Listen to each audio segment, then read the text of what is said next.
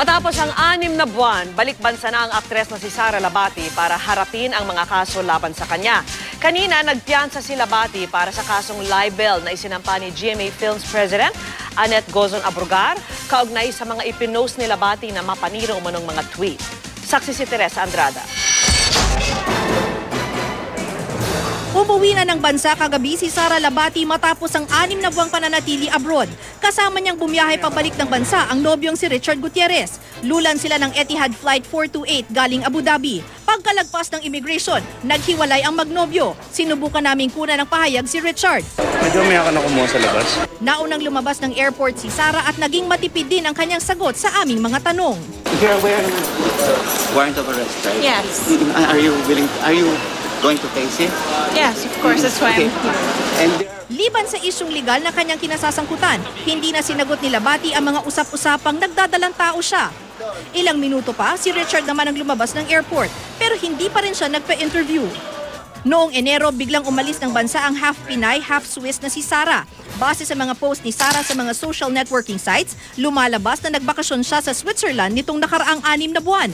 Umalis si Sara ng bansa matapos niyang mag-tweet ng mga bagay laban kay GMA Films President Annette Gozon Abrogar. Dahil sa umano'y mga mapanirang tweet, nagsampa ng kasong libel si Gozon Abrogar laban kay Sara. Naglabas na ng warrant of arrest ang korte laban sa kanya. Kaninang umaga, nagtungo si Labati sa Branch 59 ng Makati City Regional Trial Court para magpiyansa ng 10,000 piso kaugnay ng kaso. Dahil nagpiyansa na, nirecall at isinantabi na ang warrant of arrest. Once he has posted her bail, she can move freely because there is no warrant of arrest issued against her by this court. It's better that he has surrendered and posted her bail one because the case can now move on. Itinakda sa August 22 ang arraignment ng kaso. Ayon kay Judge Dumayas, kung di sisiputin ni Labati ang arraignment, maaaring kanselahin ang piyansa at ipag-utos na arestuhin siya. Natutuwa si Gozon Abrogar na nakabalik na si Sara sa bansa dahil makakausad na rin ang reklamo.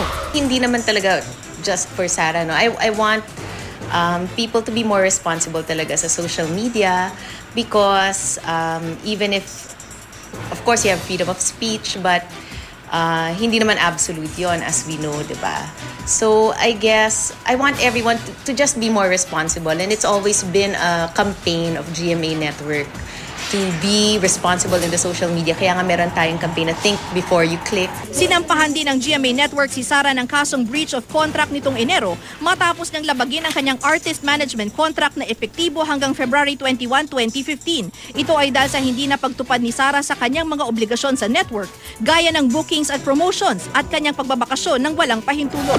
Ilang ulit namin sinubukang kuna ng pahayag si Sara sa lahat ng ito pero di niya kami pinauunlakan. Teresa Andrada ang inyong saksi.